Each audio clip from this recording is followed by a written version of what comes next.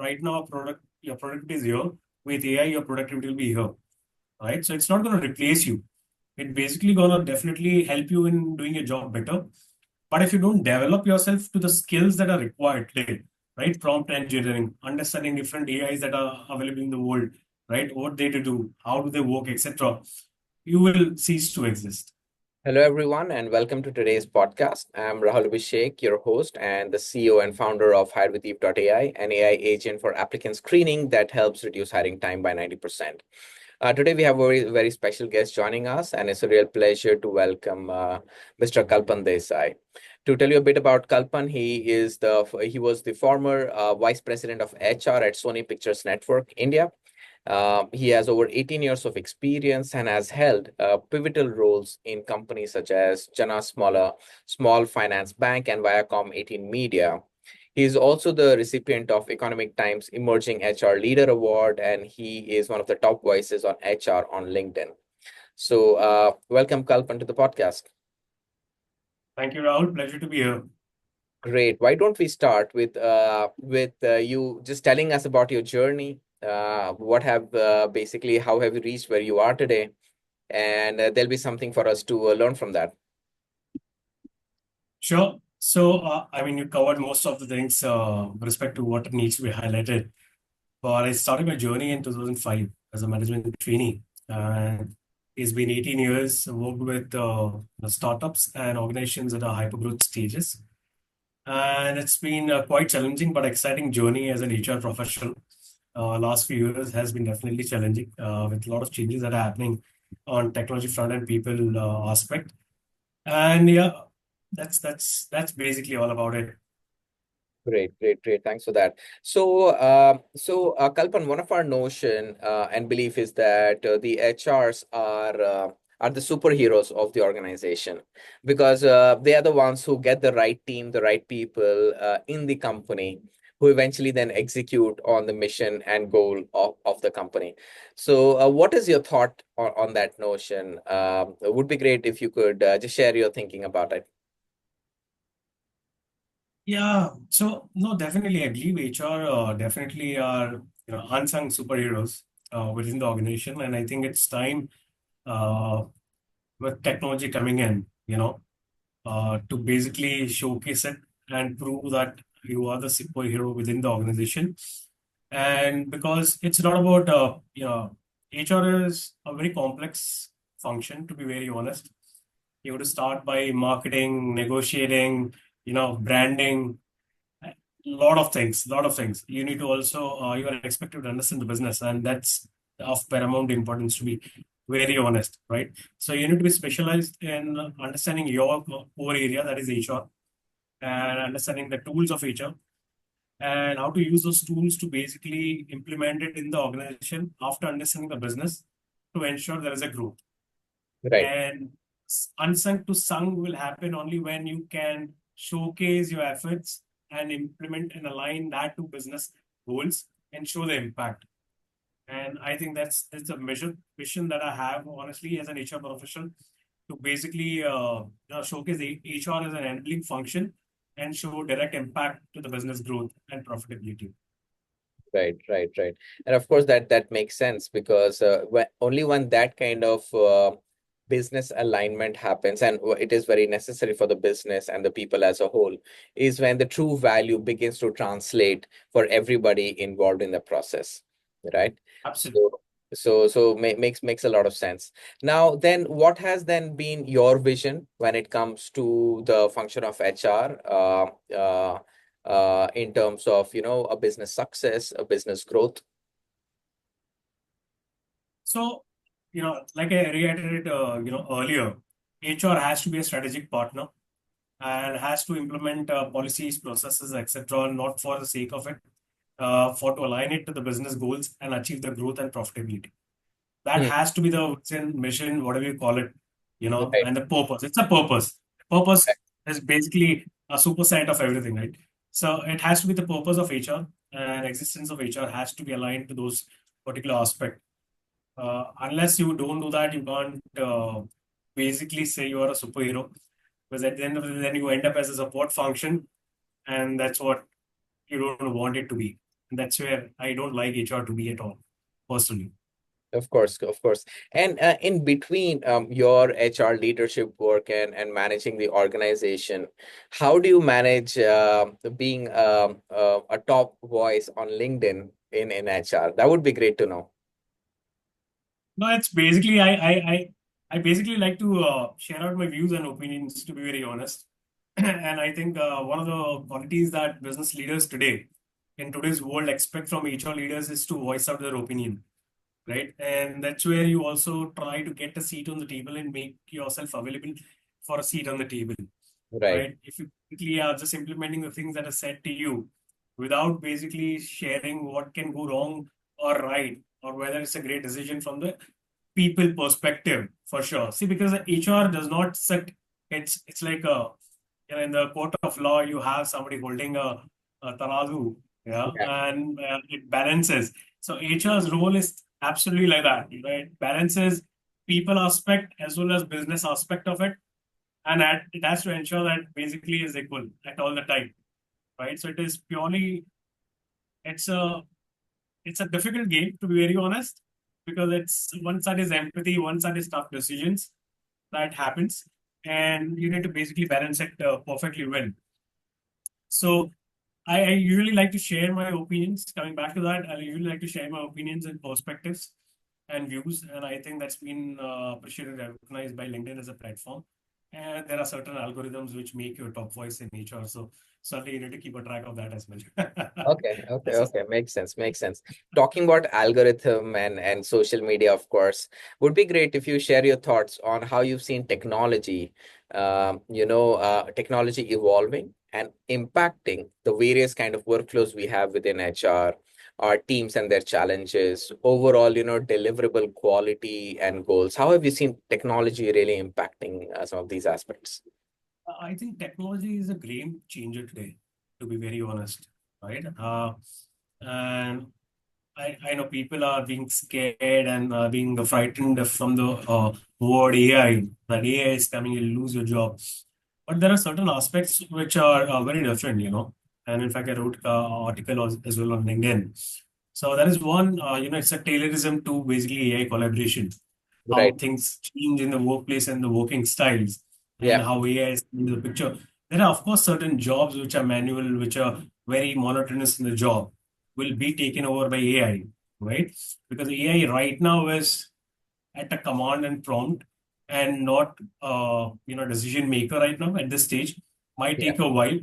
So definitely those jobs will be taken over by AI and should be taken over by AI. Sorry to say, but that's how productivity and efficiency will increase. Yeah. But also, as in, as us employees today, certain skills are niche, certain skills are very important, and AI will basically be complementary to us. It will ensure you right now your productivity is here. With AI, your productivity will be here, right? So it's not going to replace you. It basically going to definitely help you in doing your job better. But if you don't develop yourself to the skills that are required today, right? Prompt engineering, understanding different AIs that are available in the world, right? What they do, how do they work, etc. You will cease to exist. You need to develop. The only change that has happened is development on your skill side, Yeah. right? Which is Yeah. constant again. So that Right. change is constant. You need to continuously develop. With respect to impact, I think great. So hire with AI is one AI that people might be using today. I've worked on a couple of other AIs on recruitment side of it. It makes the job easy, right? I used to basically hire multiple roles and profiles and number of positions with a very small team, and that's only possible because of the AI. And even with that, our TAT basically decreased by 60-70%. Our in-house sourcing increased by 30-40% year on year. Our focus on consultants reduced by 70-80%. So that's an impact. I mean, it's a direct case where you can say that it's impacting the profitability of the organization, because at the end of the day, the money you don't spend is money saved, Yeah. right? And basically somewhere goes into your top line, bottom line of the organization. And that becomes very important, you know. So that's Yes. where it's very important for a nature to adapt AI in different aspects of it, right? There are chatbots available which can understand the engagement meter mood of the organization every day. there are other, Power BI is available, Tableau is available, which you can basically, integrate into your current system, be it SAP or anything else, and have a straight away one snapshot of your organization, understanding how's the talent acquisition looking, how's my headcount efficiency looking today, how many positions are in basically hiring, what is my org structure, where I need to basically develop my skills and skill gap, create a Yeah, sufficient pipeline, which are my critical roles. So it's one snapshot that a business head would have today, which can give you everything to them. So that basically addresses a lot of aspects with respect to communication, clarity on why you're doing certain initiatives, etc. So technology basically gives you a lot of data, and I think data is the king today. Unless an HR professional today does not understand data, does not believe in data, does not know how to make a qual analysis of data, there's a problem. of course, of course, of course. I mean, just to kind of go deeper there and have some kind of also stories for me and our audience. You mentioned an example of TAT consultants. Any kind of example situation comes to your mind where you saw technology performing a certain activity that impacted that? And talent, just for our audience again, is talent acquisition time, right? So, any example that comes to your mind that you can share with us? Yeah, a few basically. Let me start with Power BI. So I personally, I'm a math graduate. I understand numbers. I love numbers, Of course. and therefore I try to always put everything into tangibility and numbers. So while earlier used to make pivots, etc., and make the graphs with the help of pivots in Excel sheet, takes hell lot of time, Yeah, right? Today you basically upload a sheet on Power BI. You can make into any pieces that you want. You can break it into any parts you want and give that one snapshot of each functions or grades, everything, a business particularly overview in like 5 seconds. I mean, right, it might be an exaggeration, but compared to what the time you spend on Excel sheet, it probably might be that different, right? right. From 5 minutes to 3 seconds, that's kind of a difference. So I think that's a huge shift, and that's only possible to tech. So that's Yeah. one. Second is, for example, in my previous organization, I introduced something called as gamification of assessment for campus hires, junior level hires. Oh, Earlier, okay. you used to get into a group discussion, etc. Right? Now, what happens is you need to understand as an HR, there are certain aspects where you have introverts, and introverts might not be great at speaking and might not come out well in group discussions where you lose a great talent, Yeah, right? So that's about also bringing in inclusivity and yeah, equity, right? That's only possible because of this. So there is a gamification. You basically take 45 minutes of a test, which is a gamified version of it, which assesses on your competencies, values, etc. in the organization. Whatever you want to customize it at, you get that, and you get a report. Of course, right, that's not a rejection tool, but out of 300 people, if I go on a campus and I can't interview 300 people, right? I right, need to basically do a filtration, right? right. So that's something very important. At the end of the day, marks great at showing intellect or consistency. If you don't want to see high numbers, but there is a consistency in the numbers, that's a great way to look at it. But it cannot be the only way to look at it. Again, that's a biased view of it. Right. So that's where tech becomes very important. It becomes an enabler. It Right. becomes something that will help you bring in inclusivity and equity as well, which is a powerful version of it. Makes sense, makes sense, makes sense. And talking about talent and talking about using of talent in talent and technology together, what has been some of the strategies that have worked out for you when it comes to attracting great talent? And perhaps you could also talk about challenges that you face when attracting great talent. Yeah, I think today what is important is basically employee branding, Hmm. right? Because there are a lot of great organizations today out Hmm. there in the market, and you're not the only one. Yeah. And most of the talent right now, while we still as an HR focus on having industry experience and hiring within the industry only, but I think today the talent is quite smart. The Yeah. talent has worked across the industries, right? Hmm. Because of opportunities, and therefore employee branding becomes very important, very Hmm. critical. Showcasing your EVP, customizing your EVP becomes very important. Hmm. So that's where you start working it, and that's where the challenge is, of course. With respect to tech tools being available, I think LinkedIn, Hire with Eva AI, presentations AI, resume.ai, a lot of AI available today, and all supports everything. So therefore, it also is a challenging from the talent perspective because today a lot of organizations have implemented AI-enabled ATS, Yeah. right? Yeah. And therefore, why I said resume.ai, enhance.cv is somewhere the reality is, your resume will be screened by AI. Yeah. And therefore, it is very important and very critical today in India, particularly. I mean, this Yeah. is prevalent abroad, worked in Canada for a while.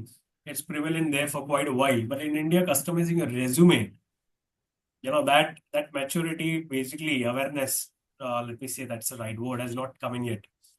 And therefore, now today you need to start working on that because although might not be a great version AI to basically screen, but that's a reality, and that's where you need to adapt.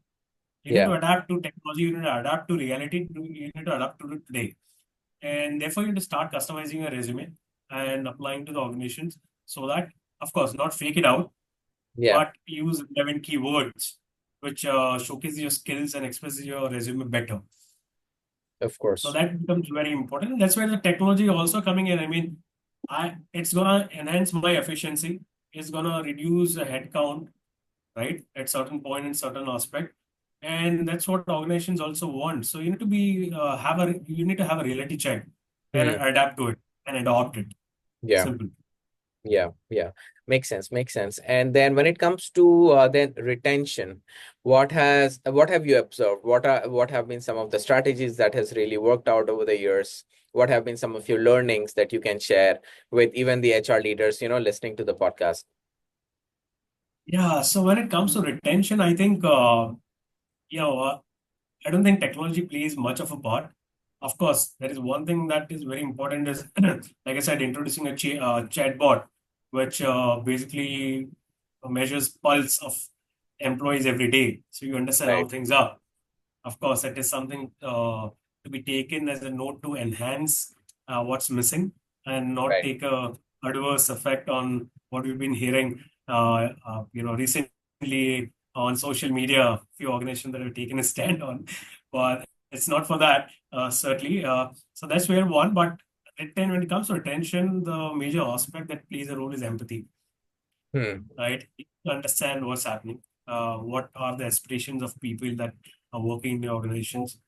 What are you providing any growth trajectory for them? Have you right, laid out growth paths for them?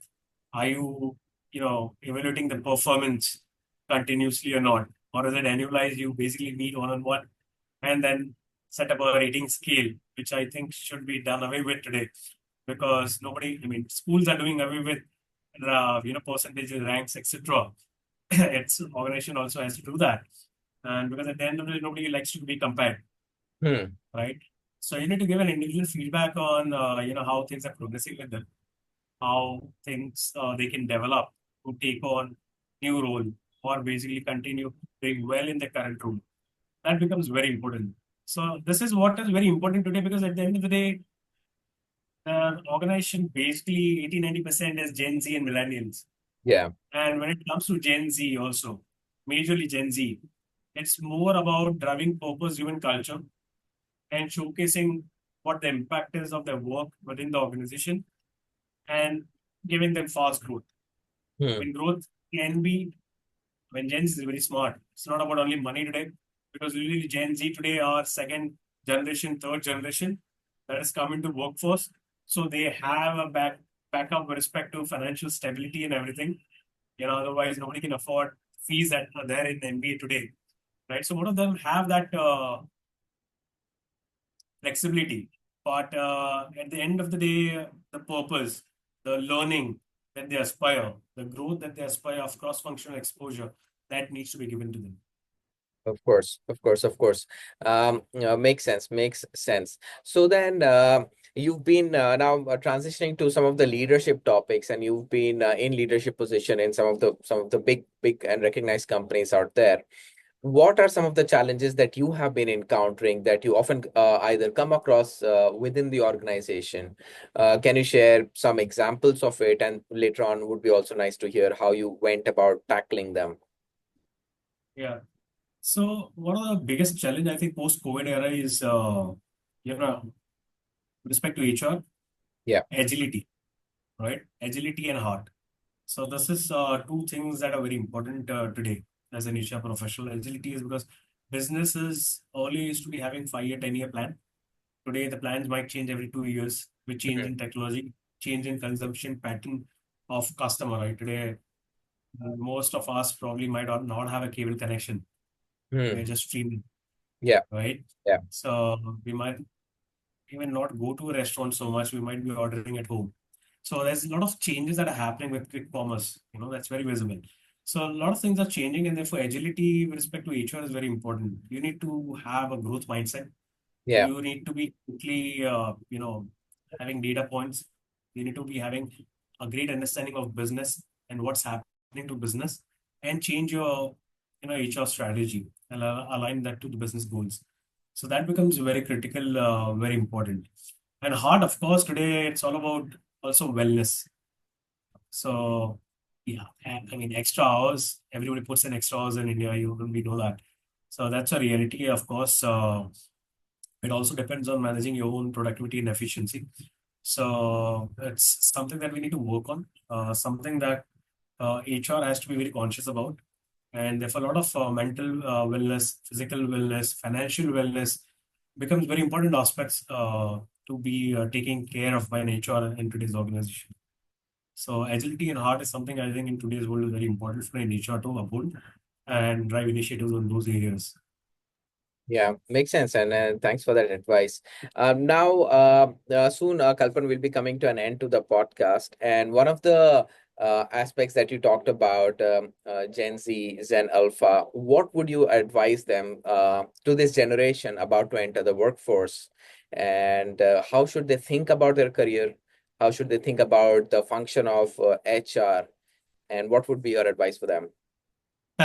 So yeah, I think that's the most difficult part of this interview, I believe, uh, because Gen Z today is very different. Everybody, what organization and industry you are in, the expectations are very different from that perspective. But one thing for very sure today is, of course, Gen Z. One aspect they need to work on is focus and attention span, and it's not about because I have a 10-year-old and the Instagram of the world, etc. Uh, Everything is quick, right? Quick commerce, everything is quick. So the patience is very important. Certain things takes time. Certain things need to be given time, and that's where that aspect is very important, very critical, right? So they need to be patient. I mean, certainly attrition on Gen Z is quite high, and because they need things faster. And there's nothing wrong in that. But I believe they need to understand that things takes time, and they need to contribute, they need to showcase, they need to also prove. And then, of course, there are further steps and ladders that basically will be visible for them. Right now, when they stand probably entering the organization, I want 20 lakhs, I want 50 lakhs, I want to be a manager in a year's time. Does not happen. At the end of the day, being a manager is about handling people. And when you handle people, it's a very sensitive issue, right? The most difficult part of leadership managing people, right? And because that's the reality today, and it's a reality forever. In fact, that's the most difficult aspect, and therefore HR comes into existence, and that's where our job is secured. So that's something they need to focus on, to be very honest. Uh, Develop themselves, and also today, a lot of organizations are looking at reverse mentoring. So it's not about only them learning, but it's also leadership learning from the young leaders that are coming into the organization, Right. where they are tech savvy, where they have growth mindset, where they have agility, the way they think inclusivity and equity. That is something that's very important that they can bring on the table in the organization. And where leadership today in some organizations, some industries, or us as well, have a lot to learn from them. Right, right, right.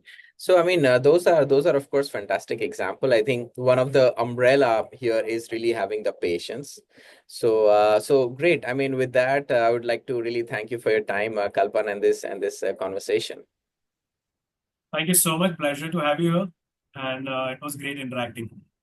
Perfect, perfect. Thank you.